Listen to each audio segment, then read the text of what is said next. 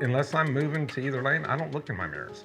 I look straight ahead because that's where everything's going to happen. There's more of a chance of that car in front of me coming to a complete stop right in front of me, and if I'm paying attention to something else, I may not have enough reaction. But yeah, just patience really with the four-wheelers and people that brake check you. I get aggravated like everybody else, but I just got to control my vehicle and stay far enough behind them to where it's not going to cause any issue.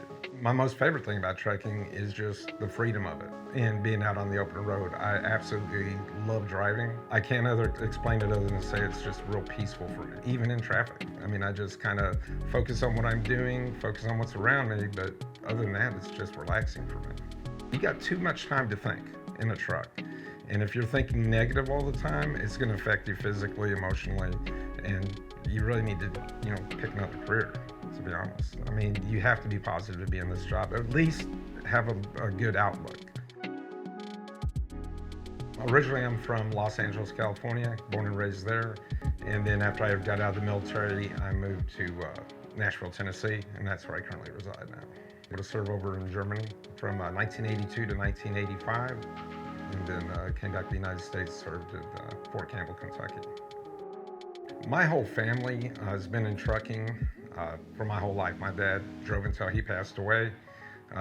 3 of my 5 brothers have always drove, and then that's what got me interested in it. I got a delayed start because I started after my son graduated from high school, because I knew how it was, being with my dad gone so much, and I wanted to spend as much time with him as possible.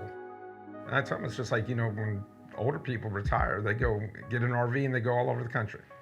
And that's how they live, because, I'm getting to do it now and I'm not having to pay for the fuel.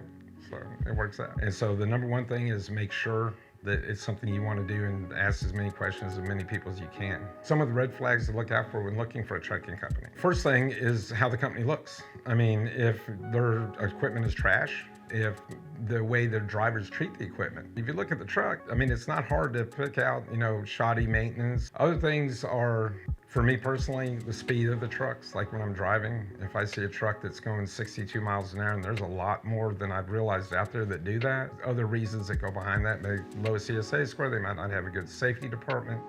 They might not be hiring the best drivers.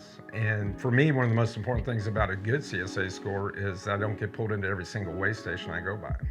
The most impressive thing when I first started with GP was the technology on the trucks. I've drove Freightliners, I've drove Volvos, I've drove Kenworths. I never drove a truck that had a side radar on the side of it that would actually let me know if someone's at the back of my trailer all the way to the front on the passenger side of my truck. That technology is great. The other technology that I like, Open Road Driver app. It's so much better than a Qualcomm. I mean, it's simple to use. Everything's preloaded in it, and it's really handy that you can use it on both the phone and also have the tablet for backup. Teamwork is very important. When you get a load, it's your job to get it there on time, especially with GP. That it's a real positive thing is that when I'm on the road and I'm going somewhere and I have a problem like a blowout or something like that, I've always had real quick help, but the fact that they answered the phone and they got somebody out there and they kept me updated, that's the number one goal. And it all takes teamwork and working together like that. The most positive thing about GP Transco that I've experienced so far is the relationship that you can build with your dispatcher, fleet manager, dispatcher, DM, I call them DMs. And the fact that if for some reason you can't build that relationship, you have that option to change. And so the DM I have now, we get along great. He knows how I run, and that's one of the most important things is being able to build that relationship. So they know how you run. They know that if they have a load that's supposed to be here by this time, and you have this much time on your clock, are you the type of driver that's going to be able to make that, or do they need to pass along to somebody else? The number one thing to be successful at GP Transco is communication. Get to know your DM. Let him know you, let him know how you run, let him know where you want to run. And if there's anything that you're not happy about, and the first thing I think of, well, did you actually discuss it? Because a lot of times the answer would be no. But the most important thing I would say is communication.